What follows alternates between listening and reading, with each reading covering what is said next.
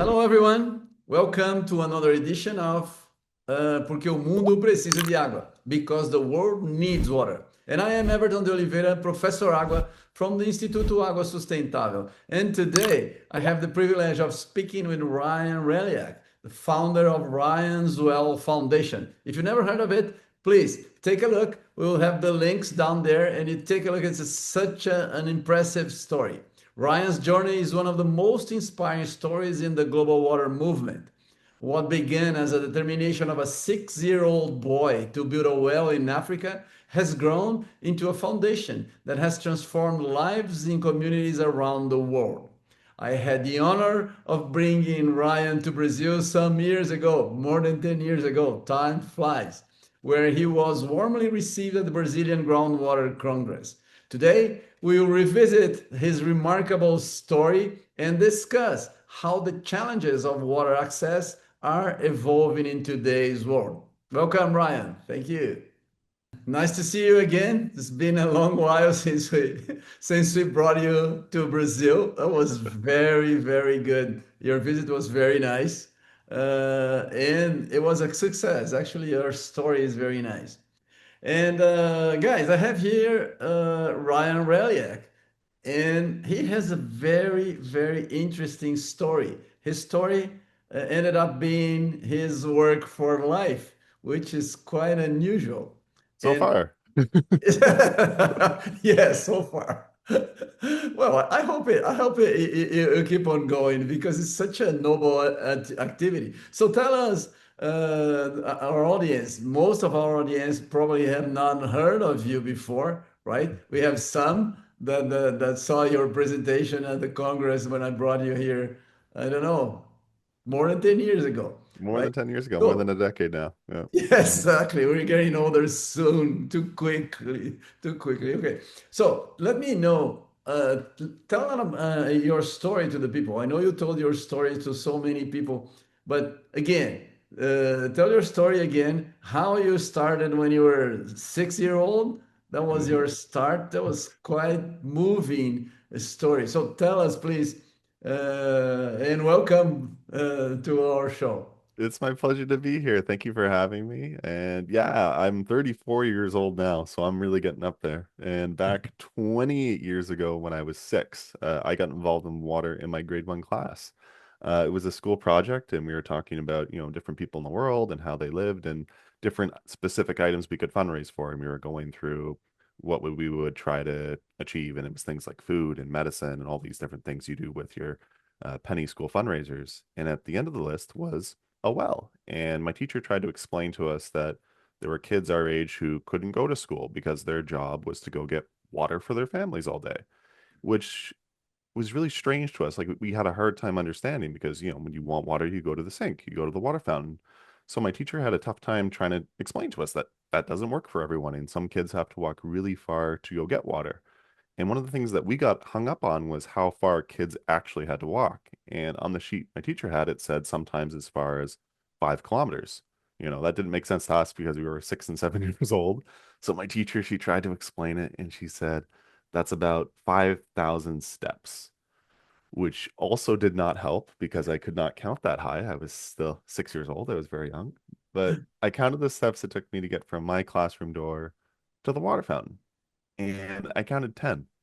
And, I was just a kid, but, one thing that we're taught as kids is the idea of sharing and that, the classroom especially was a fair place. So to hear that that wasn't the case, I don't know, it irked something in me to get involved. So I raised my hand. I volunteered to do that part of the project and ended up failing many times, but kind of stuck with it. And it ended up doing lots of work. It ended up eventually fundraising enough money for a well, and then many more after, creating an organization called the Ryan's Well Foundation. And now we've been around for over 20 years, and we've been able to do over 1,600 water projects in 17 countries all around the world. That's helped 1.6 million people get access to clean water. And I'm sure a lot of people reading this are very engaged and intuitive of water issues, that it's not a simple thing. But back when I was six, I wanted to make sure that more kids were able to go to school and have access to clean water. And that kind of attitude was infectious, and it brought people within us that were able to help grow the project to the point where we're still around today doing our work. Oh, that's quite interesting. Where and how was your first well installed, and how did you manage to get the money for that first well? Because it's it's a lot of money for for a It kid was a to lot of raise. money. I was told it was 70 Canadian dollars would buy a well, which isn't that much money. It would have been 1998. So I guess it was a little bit more back then. But I started by doing chores around my house. I did things like I already had to do things like make my bed and help out clean around the house. Now I was told I had to vacuum, wash windows, shovel snow. Then I got a little bit of allowance money and I put it in this big jar and I saved it for a well and I brought it in. It took me so long to fundraise the money that my school fundraiser had ended. So I brought it, I ended up going way past my deadline, but then my mom found an organization that did that kind of thing I'm from Canada and there's a city where I'm near called Ottawa. So I brought it into Ottawa to this organization that did that kind of thing. They built wells all over the world. And they kind of humored me when I came in with all my like pocket change. They said like, "Oh, that's so cute." And they were really nice and they explained what they did. But they said to me, like, Ryan, this is great. This will help, but it's not going to build a well. This is just going to buy the hand pump that goes on top of the well to actually drill down into the ground, to put in the piping, to pay the people, get all the equipment together. It's going to cost at least 2,000 Canadian dollars. And I was told 70, so that was a lot more. And it took me 4 months to raise $70. So I remember we got home that night. I told them that I would just go home and do more chores and come back once I had the $2,000. And I remember we got home that night and my mom said to my dad, like, yeah, it's not over. He's trying to raise $2,000 now. And my dad was just kind of like, oh my gosh, like face palmed. Like he was, I looked up to my dad a lot when I was a kid. He was a police officer for the city and he used to volunteer basketball, coach the high school team in my town. And he wasn't an expert in water issues, but he knew that, his kid raising pocket change wasn't gonna bring water to people. So I had a chat with him. He said, Ryan, you did a great job. You showed tenacity and perseverance and you followed through on your commitment. Feel proud of what you've done, but it's okay to stop. My dad wasn't trying to be mean or put me down or anything, but he knew that the world's a complicated place and that you can't solve them with vacuuming the house. And I kind of understand where he's coming from now that I'm an adult because I see even now I know infinitely more about the world's water problems and knowing that there's, 1 billion people that don't have access to clean water. It's a matter of sustainability, getting the work to where it needs to go, the proper work. It's complicated. But Very. back then it was simple.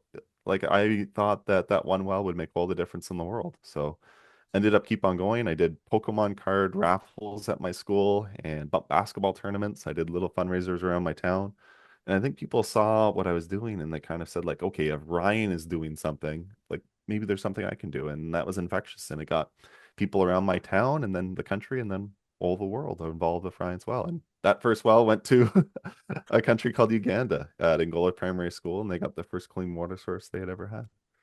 That's such a story, such a story. And but not only that, because you got infectious because at the time, you were like such a small kid with a noble intention. That draws the attention for sure, right?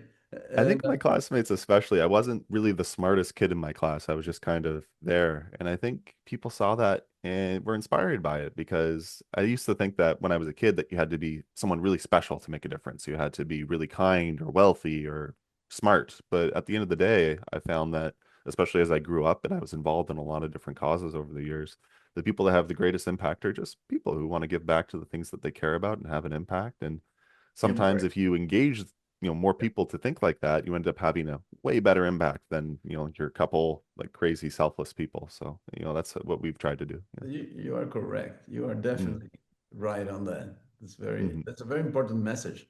Yeah. Yeah. If you expect yourself to be special, it'll never happen, right? No. That's Not in a true. million years. Yeah. Mhm. That's true. So that's nice. So how do you end up going to Uganda? I've seen the videos on that. Yeah. I'll put the link for people that are watching us to take a look. Yeah. And that was quite an occasion when you arrived there, right? How that Yeah. happened? I was lucky a few years after I'd finally fundraised the money for the initial well. My neighbors who I had done chores for, trying to raise money for, they used to travel a lot for a living. So they gave a donation one Christmas of Air Mile points. So me and my parents were actually able to go and see the well, the school there had heard that it was a kid who had fundraised the money for the well, and they were really curious because in Uganda in that culture, like when you're a student, when you're a kid, like you're a kid, you're a student, like you listen to your teacher, you wait till you're an adult to make a member, to like make a difference in the community or be a member of it. But when they heard that Anywhere it is was a like kid, that. Anywhere is like that. exactly. Maybe it's just anywhere. That's a fair point.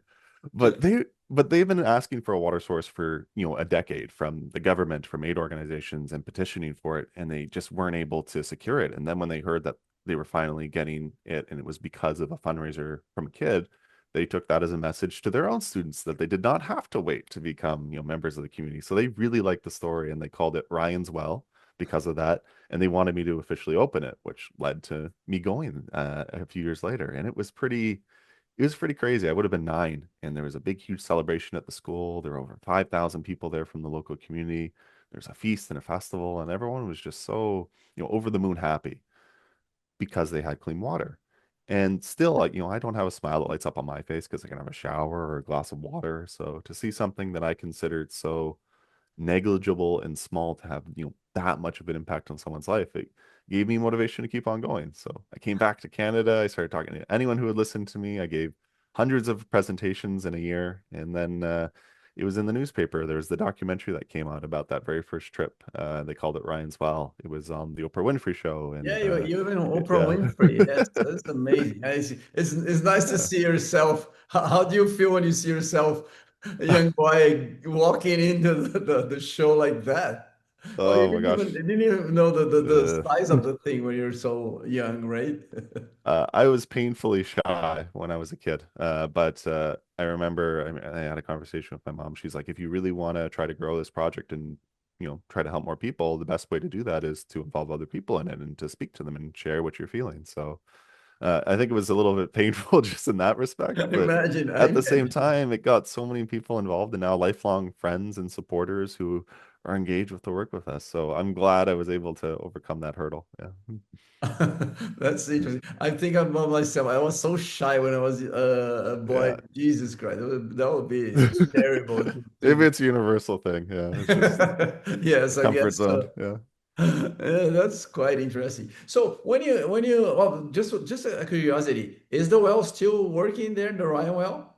Yeah, the well is still working. It's really cool, actually. This last monitoring and evaluation trip, we still do work in an area that's not too far away from that original well.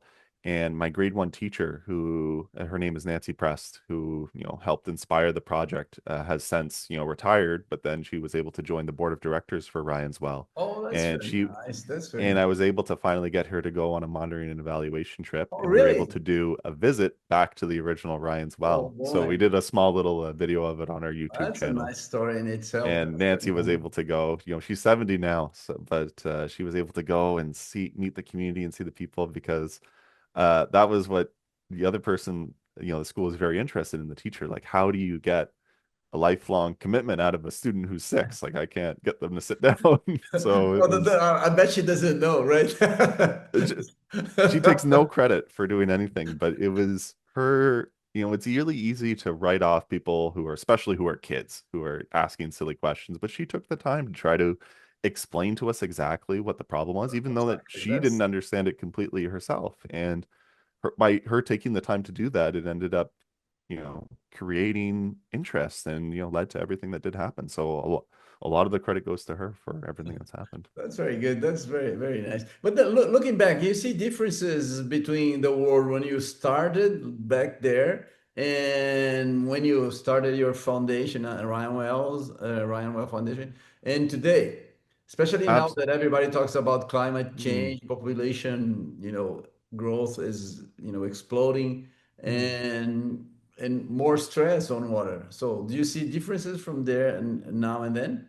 Yeah, there's definitely new challenges. Like you mentioned, climate change, population growth, especially in specific areas, are really straining, water systems, and we need to find different solutions. There's other things that have been really positive over the years, like when we've done our work, like we've worked all over the world, but our work in northern Uganda, for instance, it's an area that's gone through a lot of transition. Like I remember when my first trip there when I was 9, would have been pre-2000. Since then the area has gone through a civil war and Oh, so much yes. change and different things. And it used to be so challenging. Like the waterborne illness was, prevalent, where guinea worm was like, abundant, and like the clinics were inundated with people with, diarrhea, cholera, typhoid, just like daily. Now it's actually changed in a positive way in a lot of areas. That's not to say that there's still not a lot of work to be done, especially in a lot of rural areas that are outside the reach. But there's opportunity for people. There's a lot more business. The cities, like if you go to Kampala versus like the city in Uganda when I was a kid versus now, like it's night and day with opportunity for people who are able to, start jobs and get careers and build for their families. Like it's a lot of cool development is happening in specific places. Like, and you Good. could look at, other examples. Like when you look at the issues in the Sudan, we used to do work in Burkina Faso, and we're not able to right now because of the conflict happening there. There's Exactly. definitely The not, problem there, yeah. it's not rainbows and sunshines everywhere, but there is a lot of positive developments happening that's leading towards more sustainable development, controlled population growth, where people are able to better manage the size of their families and get education for their kids so that they can have careers and live healthier, fuller lives. So I think there's a lot of positive development that is happening that, we've lucky to been a part of a small sliver of it, but I think it's a lot more than we think. Yeah. Yeah, yeah, that's Yeah. very good. That's very good, especially with the numbers that you presented right at the Yeah. start there. It's quite impressive and very good. So as I mentioned to you, we started our project here. We were focused on communication, right? Because Mm, communicating the importance of water, how to deal with water, that was our first start. And today we bring in water, we have something not in the size of you're doing and not with the experience that you have, but we're doing installing wells and treating water for some rural communities or very far small mm, communities in the Amazon, for example, right? So for us, from my experience, communication with the community is one of the most important aspects. It's very difficult.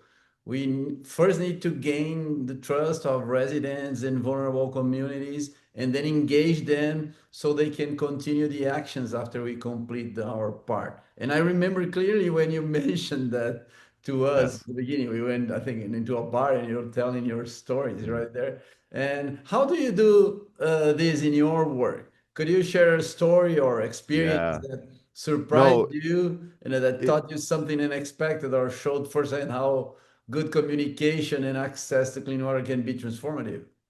it's incredibly important. I remember when I first started fundraising back in the 90s, there was this crazy statistic where they figured 80% of wells drilled by non-for-profits and governments in, in developing countries, 80% of them didn't work within a year because a lot of projects were done with this idea of, okay, do all the work and the rest will sort itself out, which doesn't work for water solutions because, a vast majority of them need to be, maintained and taken care of and sustained. And, when we do our work now, we do a year of preparation before we even start doing the construction work. Engage the local community. It has to be a community that wants that water source and is willing to take responsibility for certain things. I think one thing that we talk about at the United Nations level is like, water is a right, which, I'm all for, but Yeah. I like to combine that with water as a responsibility. So Yes. when we do a Agree. project, we want to make sure we're doing it with the idea that it lasts a lifetime for people. So that it involves making the community responsible and own the water project. So it doesn't belong, if we do a project, it doesn't belong to Ryan's Well or to the government. It belongs to that community. And that involves engaging them to make bylaws and how the water is operated, responsibilities, plans if certain people leave their positions, what to do. And if you cover those bases, we found that we've had a lot more success, especially in rural areas that don't have a lot of development and education with people who are able to sustain their water sources. That's not to say that it's perfect, but there's still so much that you can do.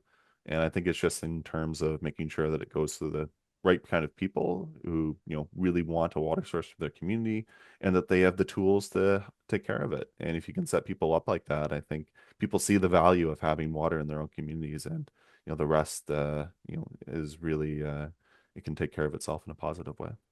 Oh, that's interesting. And Yeah. do you have stats on your success? You know, the wells that are installed, are they running on most of them? Or, Yeah, we do annual monitoring and evaluation, and we have a look back campaign where we look back 5, 10, and then 15 years later at 80% of our projects to see what's working well, what needs improved. And we've had a really high success rate where we've been able to see our projects work for, lifetimes afterwards. I think we're lucky we've been around for so long now, but we've been able to, encompass certain areas and really get good coverage. Yeah, so no, we're that's happy about that because, like I mentioned earlier, that was not the norm back at the turn of the millennia. Mhm. oh, that's interesting. But then you started when you started putting your wells. How did you develop this thinking of maintenance? Because it's something you Yeah. learn along the way, right? Mm. Or you had it Yeah, it was something from the that we beginning. noticed on that very first trip that I took to Uganda. And you saw certain wells that weren't being used. And so you asked a Okay, simple question, why aren't they being used? Oh, well, that was done. That's a government well. And it was done, it was just plopped down. Like they came and they put it down and and go. then that was that. And Yeah, then people used it for as long as it worked and then it didn't. So now it's not working anymore. And you hear stories like that. And there's different, contractors that, okay, we need to do 3 deep wells in this sub county. So they'll come, they'll use the main road, they'll do 3 deep wells, bam, bam, bam, almost right next to each other and say, okay, we've fulfilled our requirement because it's challenging to work in a lot of these rural areas. They're, tough roads to get into, engage in the local definitely. community, making sure you're putting it in a place, speaking with a water expert, you can't just build a well anywhere. It has to be the right place, and then you have Yep, to make sure it's on someone's land who's willing to share it with the local community, and all these different other things. It's things exactly. that aren't easily done from just like a let's go get it done now level. You have to slow down and make sure that you're doing things properly, or else you're not going to have an impact.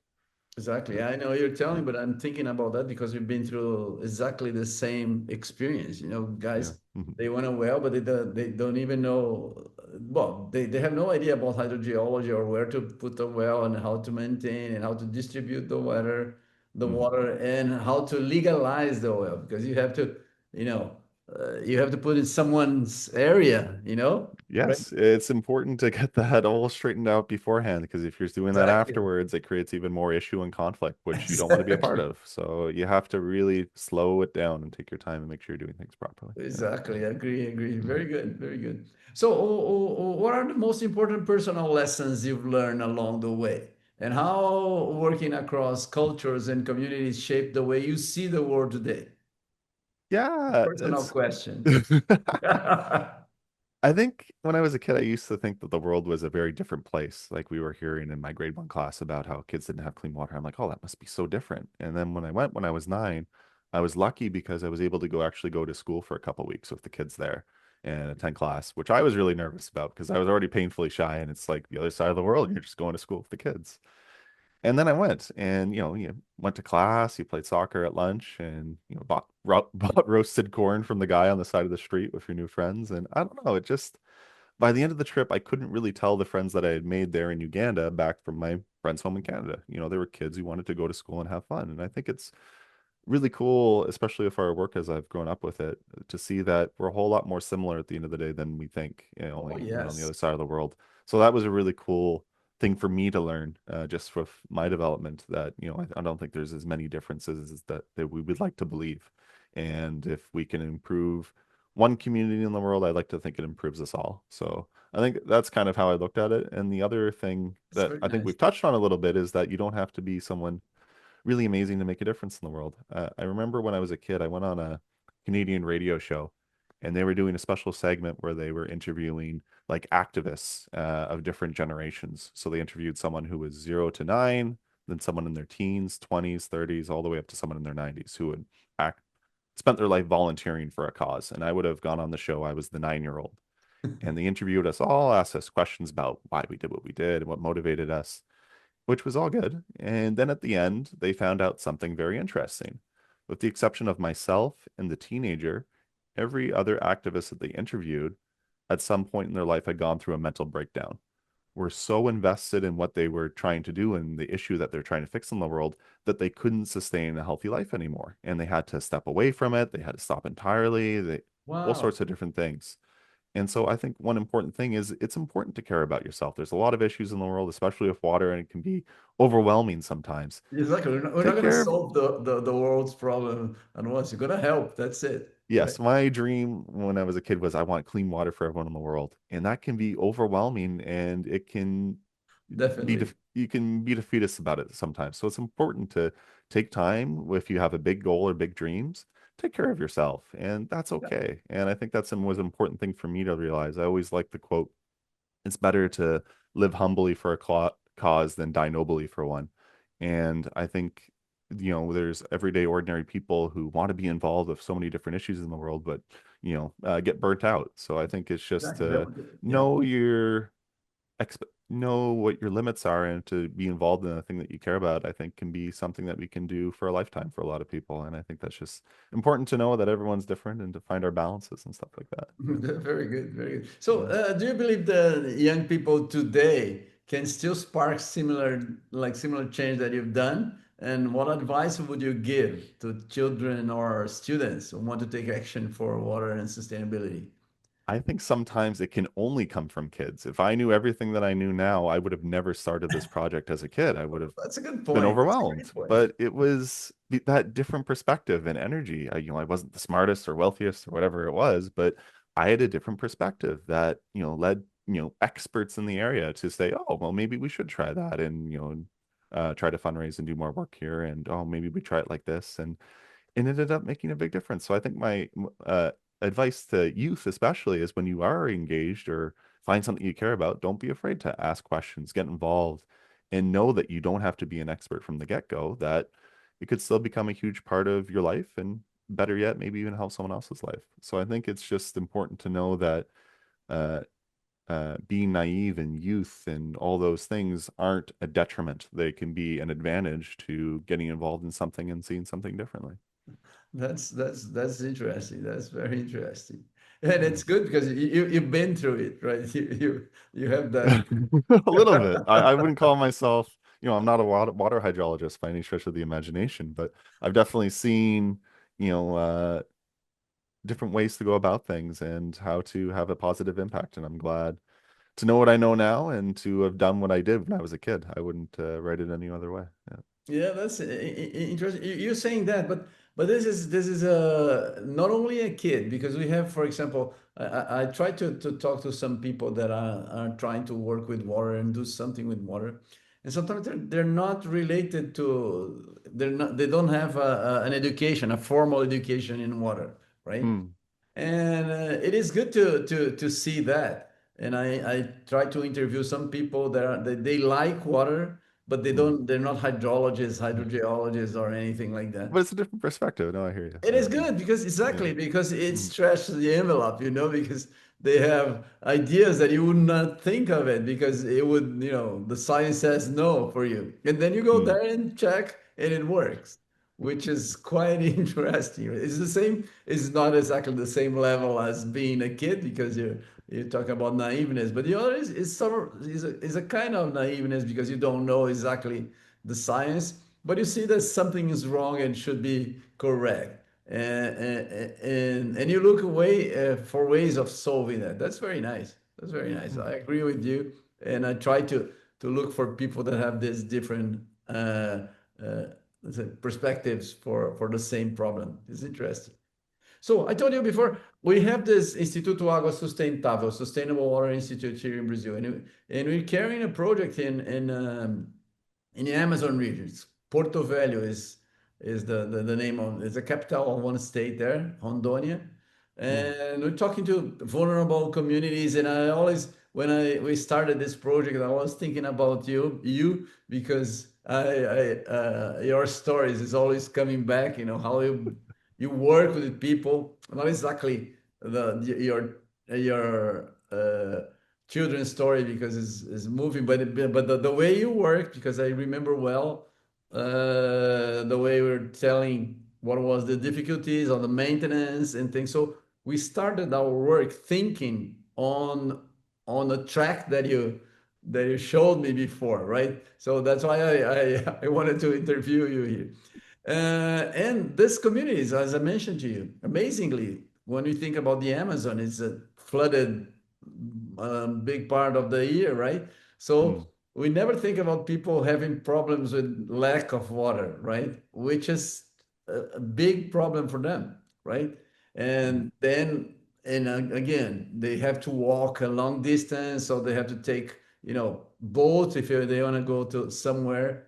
And if you see the region during the flooding season, it's hard to imagine that those are the ones that are nice on pictures. So when we see Amazon, you only see the flooding season because all the water around, right? Mm. And so do you see possibilities like opportunities for collaboration between your foundation and our institute so we can like work together to expand the clean water access and our awareness, for people? Absolutely. We advocate for water for everyone in this world and happy to look at different pilot projects and to explore how to do that best with people. And even if it's sharing practices on how best to do it. And, there's no silver bullet, as I think Yeah. like what works in one area may not work in another, but it's good to have an open mind and try as much as we can to help people all over the world get access to clean water. Have you ever worked in Brazil at all or not? No, we've worked in Guyana and Guatemala with Rotary. We've worked in Mexico. We've worked in Haiti, but we've never done a project in Brazil. Yeah. Oh, let's So there see you go. if we can bring you down here. It'll be fun. It'll be fun. All right. Okay, so as you look to the future, because you've been doing that for so long, what's your vision for Ryan's Well Foundation, and what's the message you'd like to leave for people listening to your story? And the power of one person's action, as you mentioned, and how can it ripple out to change the world, please? With Ryan's Well, we're working hard. We are trying to do over 50 water projects this year with our partners in Uganda and Ghana. And we work hard to fundraise the money, make sure that the work's done correct, and do our best. So that's our goal for this year. And we're coming up on probably midway through our project work right now. So trying to finish strong and to try our best to keep on making a difference in the world. I don't know if Ryan's Well or I'm going to be involved with water issues for all my life. I feel like I'm still somewhat young, but maybe not now anymore. But Right. yeah, I've been That'll be such a big loss. Don't say that. well, it's been such a treasure to be amazing to be a part of this for as long as I have, and happy to keep on trying for long as I can. Yeah. That's quite interesting. Quite interesting. So, please leave your final message to our listeners, please. My final message would be you're never too young and you're never too old to make a difference. And let's work together to bring the world clean water. Thank you, Ryan. It was very nice to having you with us again, and I'm looking forward to work with you, bring you here in Brazil. I will be in touch All with right, you. fair enough. And I'll when keep I an eye come out. up to Canada, I'll give you. Give me a ring if you come up to Canada and looking forward to coming back I down to know, so Brazil if that's I possible. was last year in Canada in Ottawa, and I should have That's where I am. You gotta send me a exactly note. exactly I you live were in there. Ottawa now, so I went to Ottawa. It was like a two And no days. one comes to Ottawa, so there you go. So now you know someone who lives there. Exactly. I shouldn't say And that. I There's can some tell you, people I there. lived so long in Canada. That was my first time in Ottawa. Yeah, and like Hamilton, Toronto, I would assume that when I usually talk to people from Brazil, they're like, "Oh, Toronto, Hamilton, that area." So that's nice Oh, you're I, coming to I, Ottawa. I live nearby Toronto. I live near Waterloo. That's why I. Yes, yes. So, And I just thought that Waterloo was in Hamilton. So there you go, my Canadian geography. Ontario geography, I should be oh, ashamed it's, of it's very myself. close. It's very close. I didn't miss by much, no. And actually, I went there to watch the eclipse. Oh, go figure. Exactly. Yeah, that's cool. Yeah, well, I went there because I have lots of friends in Canada. So I had the opportunity to see the Oh, eclipse. nice. So I put things together and I went there. That was very nice. That was That's very nice. awesome. Let me show you one thing here. Let me show you one thing here. Just a moment. All right. Okay. Because I got, well, now that I want to find this thing. Just a moment. Oh, look at this. Look at this. You might have seen this in Canada. Look at that. Oh, you kept the glasses. Yeah, okay, And you exactly. have them handy just in case. Exactly. I kept Oh the my glass. God. That's so funny.